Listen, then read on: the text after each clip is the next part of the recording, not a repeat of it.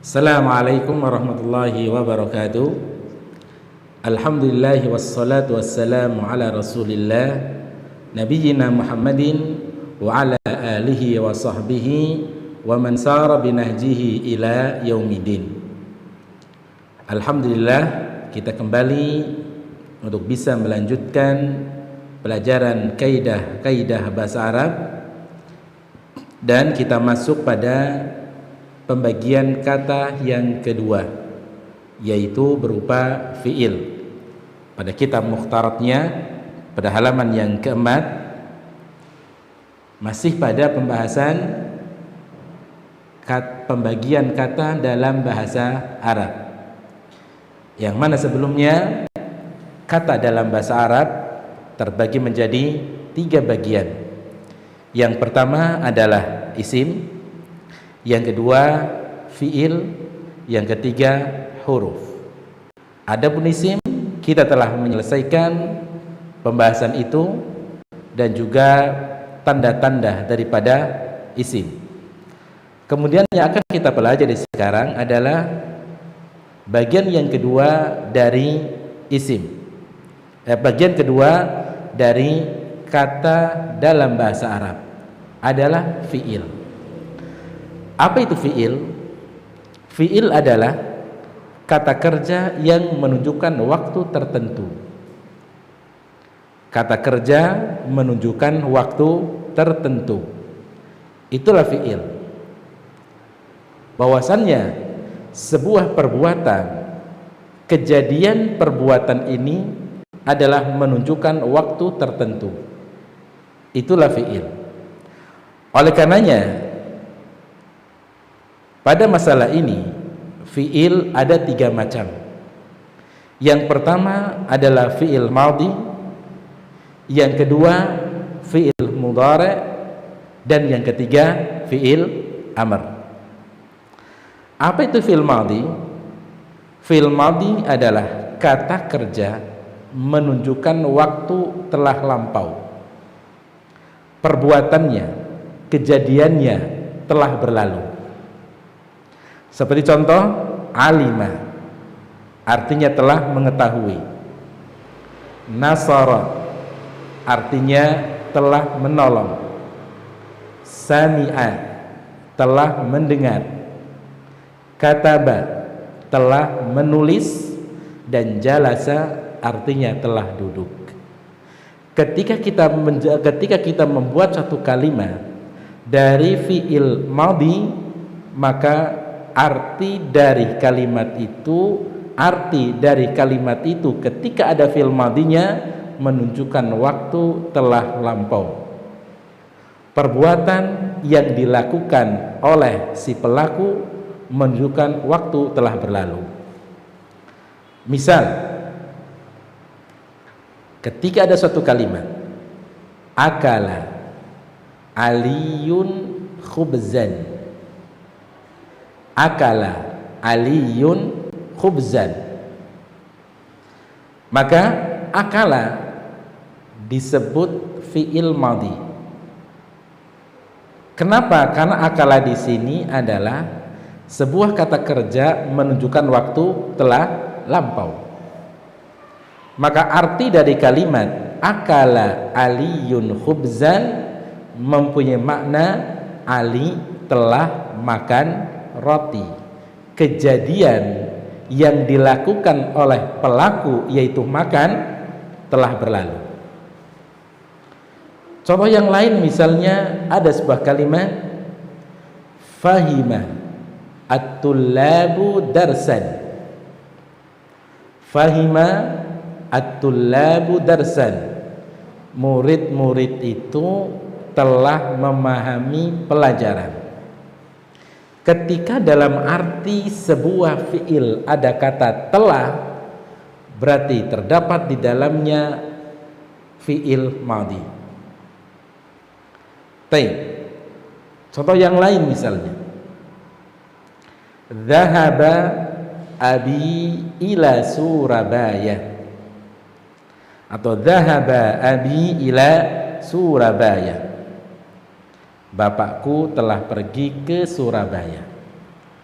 Berarti dhahaba dinamakan fi'il madhi karena perbuatan, pekerjaan yang dilakukan oleh si pelaku telah berlalu. Maka ini adalah yang disebut dengan fi'il madhi. Kemudian yang kedua, fi'il mudhari. Apa itu fi'il mudhari? Fi'il mudhari adalah kata kerja menunjukkan waktu sekarang atau menunjukkan waktu akan datang. Kejadian perbuatan itu sedang berlangsung atau akan berlangsung. Oleh karenanya waktu yang ada pada kata kerja atau waktu yang ada pada fi'il mudhari ini ada dua kemungkinan. Kemungkinan yang pertama, seseorang itu akan melakukan perbuatan. Berarti perbuatan itu baru akan dilakukan, akan berlangsung. Yang kedua, atau perbuatan itu sedang berlangsung. Itulah waktu yang ada pada fi'il mudhari. Waktu yang ada pada fi'il mudhari. Contohnya di situ adalah ya'lamu, sedang mengetahui atau akan mengetahui. Yansuru, sedang menolong atau akan menolong. Kemudian yasma'u, sedang mendengar atau akan mendengar. Yaktubu, sedang menulis atau akan menulis. Yajlisu, sedang duduk atau akan duduk. Dan itulah waktu yang ada pada fi'il mudhari. Waktu yang ada pada fi'il mudhari ada dua. Waktu menunjukkan sekarang atau waktu menunjukkan akan datang. Contoh penggunaan dalam sebuah kalimat. Yadrusu at-tullabu lughatal arabiyyatal ana. Yadrusu at-tullabu al-lughatal arabiyyah al-ana. Murid-murid sekarang sedang belajar bahasa Arab. Maka sedang belajar disebut dengan fi'il mudhari karena menunjukkan waktu sekarang. Contoh yang lain, yaqra'u hasanun kitaban. Yaqra'u hasanun kitaban. Hasan sedang membaca sebuah kitab. Maka ini adalah sebuah fi'il, sebuah kata kerja yang menunjukkan waktu sekarang atau akan datang. Dan contoh-contoh semacam ini sangat banyak. Contoh semacam ini sangat banyak. Baik, kemudian yang ketiga, macam daripada fi'il adalah fi'il amr. Apa itu fi'il amr? Fi'il amr adalah kata kerja yang menunjukkan waktu sekarang atau akan datang, ya, yang menunjukkan arti perintah. Maksudnya adalah fi'il amr adalah fi'il, sebuah kata kerja, kata perintah yang mempunyai arti perintah. Itu fi'il amr. Hanya saja waktu yang ada pada fi'il amr bisa jadi sekarang atau bisa jadi akan datang. Ini adalah yang ada pada fi'il amr. Jadi saya ulangi lagi, bahwasanya fi'il amr adalah kata perintah. Setiap kata yang menunjukkan arti perintah berarti itulah disebut dengan fi'il amr. Adapun waktu yang ada pada fi'il amr bisa jadi menunjukkan waktu sekarang atau menunjukkan waktu akan datang. sekarang ataupun akan datang. Itu adalah waktu yang ada pada fiil amr. Contoh di situ, i'lam, ketahuilah, berarti fiil amr. Unsur, tolonglah, fiil amr. Kemudian isma, dengarkanlah, fiil amr. Kemudian uktub, tulislah, fiil amr. Kemudian ijlis, duduklah, itu fiil amr.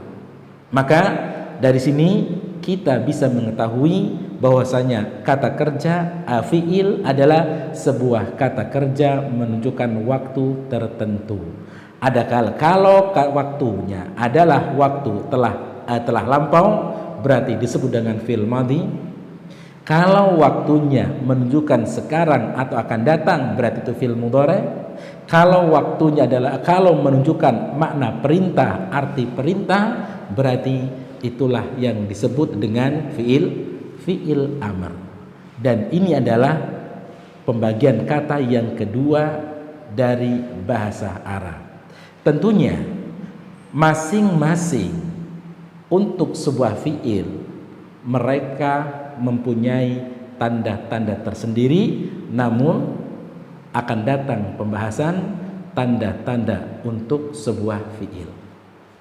Akan datang pembahasan pada tanda-tanda sebuah fiil. Kapan kita katakan ini fiil madhi dalam sebuah kalimat, kapan kita katakan ini fiil mudhari' dalam sebuah kalimat, dan kapan kita katakan ini fiil amr dalam sebuah kalimat. Tentunya masing-masing fiil ini mempunyai tanda-tanda tersebut, namun belum kita sampaikan. Kenapa? Karena nanti kita akan menyampaikan tanda-tanda fiil pada pembahasannya tersendiri. Kemudian yang ketiga, pembagian kata dalam bahasa Arab yang ketiga adalah huruf. Huruf adalah kata yang kurang berfungsi kecuali apabila bersambung dengan kata yang lain. Kata tersebut bisa berupa isim ataupun bisa berupa fi'il. Pembagian yang ketiga adalah huruf.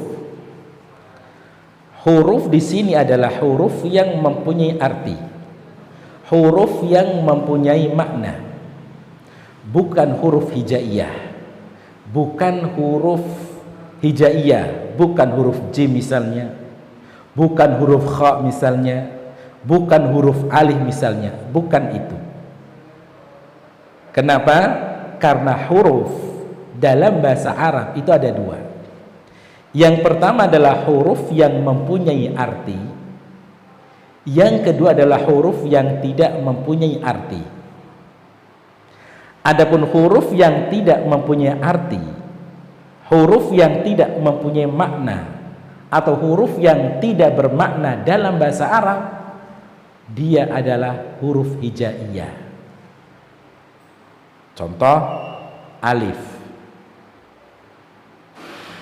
ba, dal, dzal misalnya, lam, kha, dan seterusnya.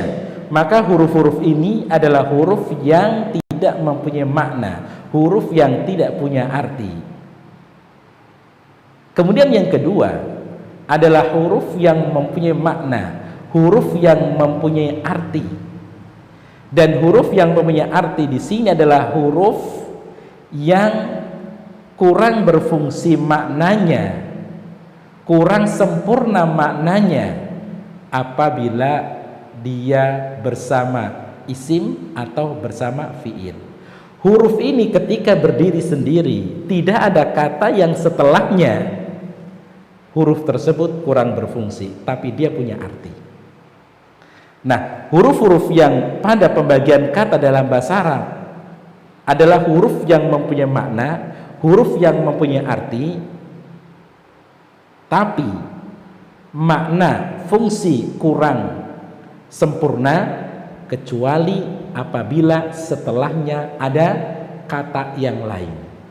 Kata yang setelahnya bisa berupa isim ataupun bisa berupa fiil. Contoh gambaran daripada huruf yang pada dalam letak atau pada pembagian kata dalam bahasa Arab di sini adalah seperti contohnya adalah huruf jar yang sudah kita pelajari pada pertemuan yang telah lalu. Pada huruf jar, contohnya adalah misalnya min. Huruf min dia adalah merupakan huruf yang kurang berfungsi apa kecuali jika dia bersama kata yang lain. Karena huruf jar ini setelahnya adalah huruf isim, berarti min akan mempunyai makna yang sempurna, akan berfungsi jika setelahnya bersama isim. Coba sih perhatikan pada dua contoh berikut ini. Contoh kharaja al-musalluna min, tidak ada kata setelahnya. Orang-orang sholat telah keluar dari, min kan artinya dari. Kalau ada sebuah kalimat kharajal musalluna min, tidak ada kata setelahnya. Pertanyaannya adalah, bisakah dapat memahami kalimat itu? Tentunya tidak bisa. Tentunya tidak bisa. Kenapa? Karena keberadaan huruf jar min ini tidak berfungsi, belum berfungsi maknanya, belum berfungsi, belum berarti, karena tidak ada kata yang setelahnya. Tapi kalau kita mengatakan kharaja al-musalluna minal masjidi,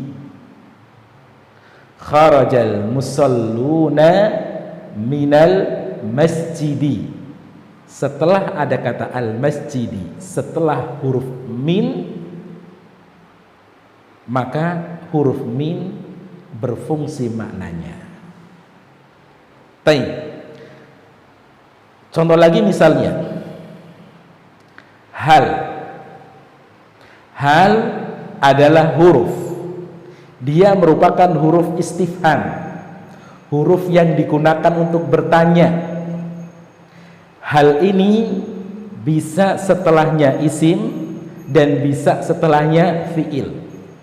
Kalau kata hal, huruf hal disebut dengan huruf istifham jika setelah hal ini tidak ada isim dan juga tidak ada fiil, tidak ada kata yang setelahnya, maka hal tidak akan berfungsi dengan baik, tidak akan berfungsi dengan sempurna, maknanya kurang sempurna. Kenapa?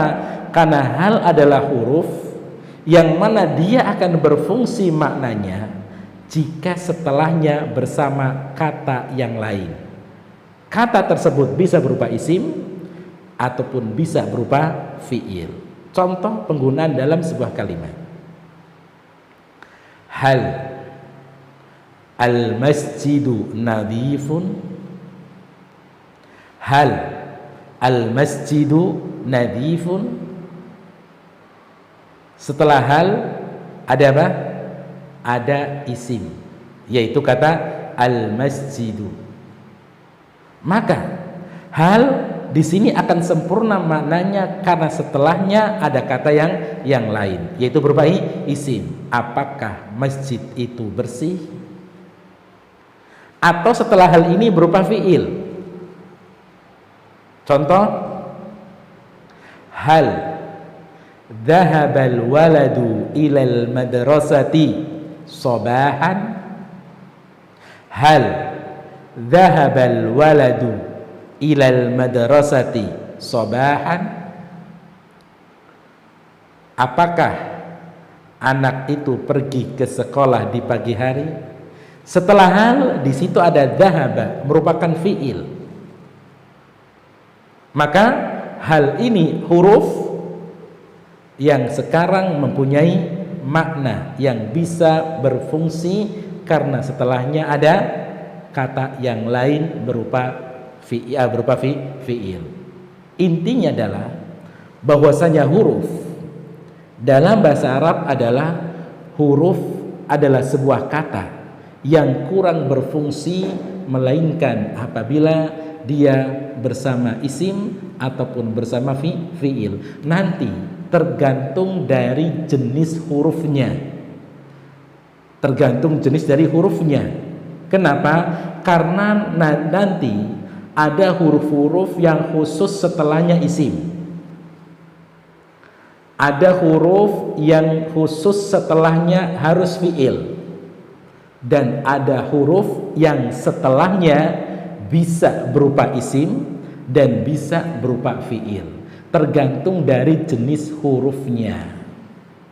Tapi kita telah mengetahui huruf adalah sebuah kata yang kurang berfungsi maknanya kecuali apabila dia bisa setelahnya ada kata yang lain.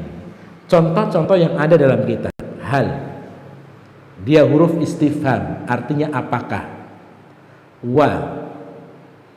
Wa ini bisa diartikan dan bisa diartikan demi. Wa yang digunakan untuk sumpah.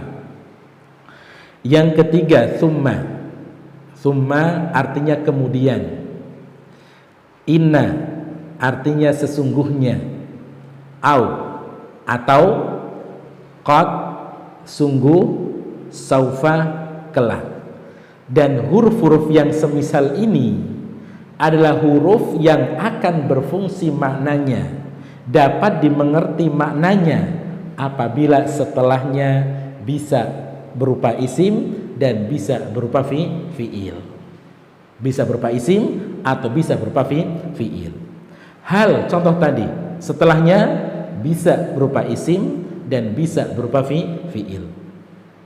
Wa, setelahnya tergantung dari wawu ini.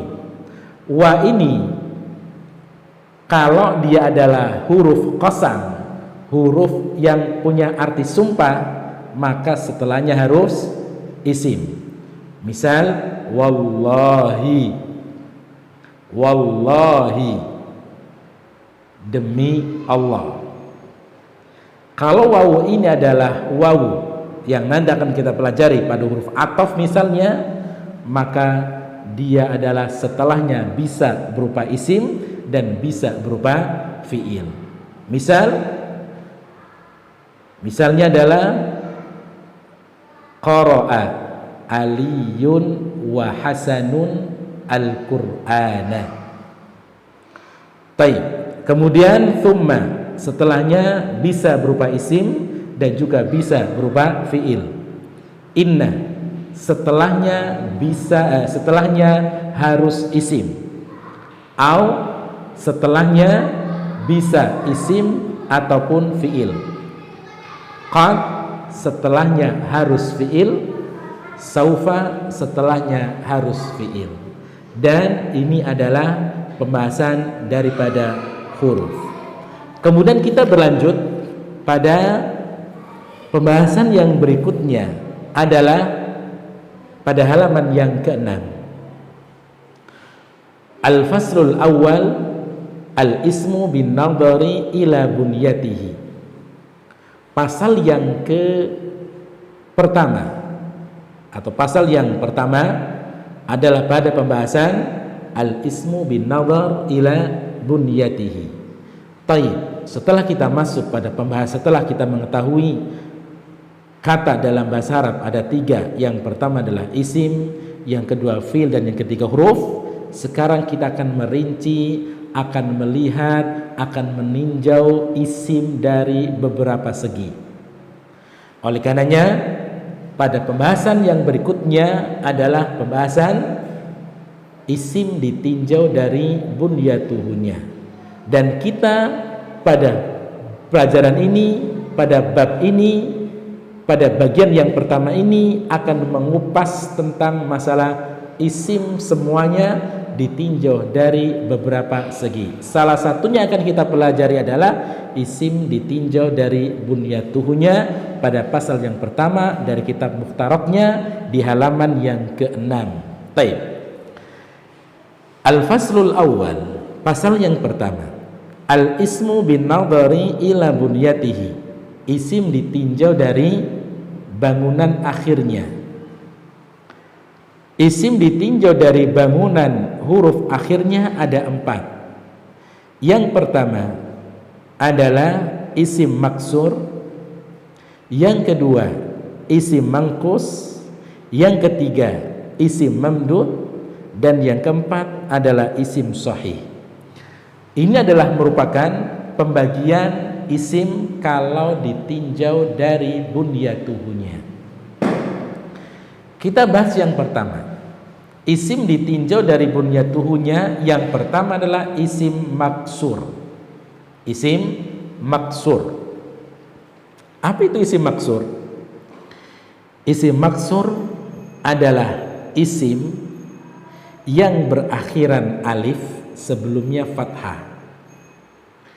Isim maksur adalah isim yang berakhiran alif asli sebelumnya berharokat fathah. Sebelum alif berharokat fathah, itu isim maksur.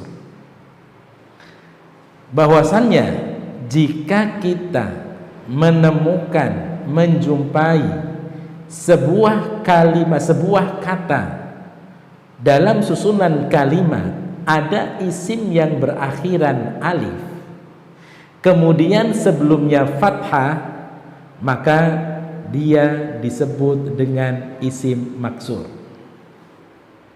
Contoh di situ adalah kata ad-dunya, al-mustashfa, al-mustafa, al-asa, al-fata, dan al-huda.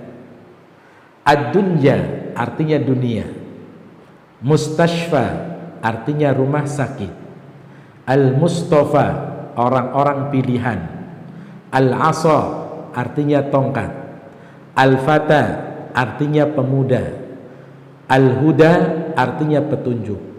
Isim ini dinamakan dengan isim mamdud, isim maksur.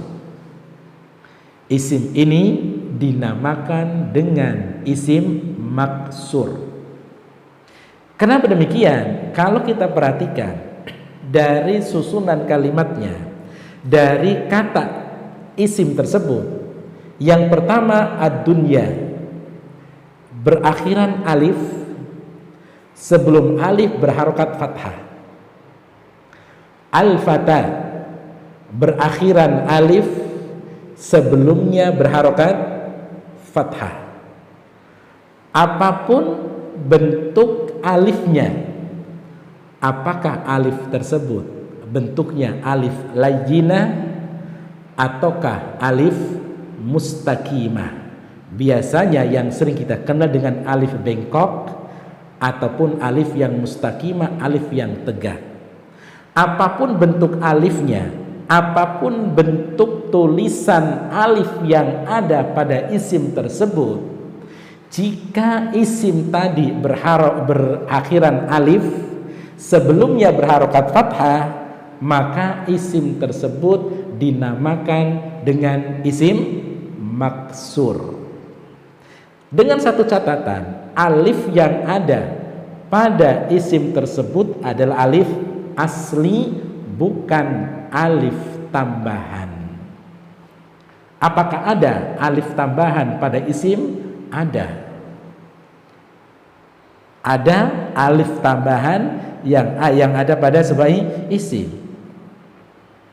Kalau alif ini adalah bukan alif asli, maka dia belum ataupun tidak dinamakan, disebut dengan isim maksur. Apa contohnya? Contohnya adalah misal kanallahu sami'an basiran. Kalau kita perhatikan kata sami'an dan kata basiran, kalau kita tulis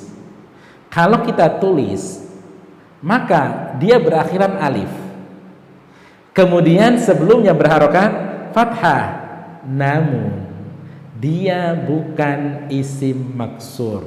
Kenapa? Karena alif yang ada pada lafaz tersebut, alifnya bukan asli, melainkan alif tambahan. Cara mengetahuinya, kalau seandainya kata sami'an dan kata basiron kita rubah harokatnya menjadi dhammah, akan hilang alifnya. Innallaha sami'un basirun. Adakah alifnya? Tidak ada. Berarti menunjukkan kepada kita alif yang ada pada lafaz tersebut merupakan alif tambahan, bukan alif asli. Dan inilah yang terjadi pada isim maksur. Kalau isim maksur adalah alifnya merupakan alif asli, alif yang merupakan bagian dari lafaz tersebut dan tidak boleh untuk dihilangkan. Ya, sebagaimana pada contoh-contoh yang ada di dalam kitab dan juga contoh-contoh yang lainnya yang nanti akan kita berikan. Misal, al-marma artinya gawang. Kemudian al-maghza tempat untuk berperang. Dan yang lainnya daripada contoh-contoh untuk isim maksur. Itulah yang bisa kita sampaikan pada pertemuan kali ini. Semoga bisa dapat difahami dan bisa menambahkan ilmu untuk ana pribadi pada khususnya dan untuk antum semua yang mengikuti pelajaran bahasa Arab ini. Wassallallahu ala nabiyyina Muhammadin wa ala alihi wa sahbihi wa akhiru da'wana anil hamdulillahi rabbil alamin. Assalamualaikum warahmatullahi wabarakatuh.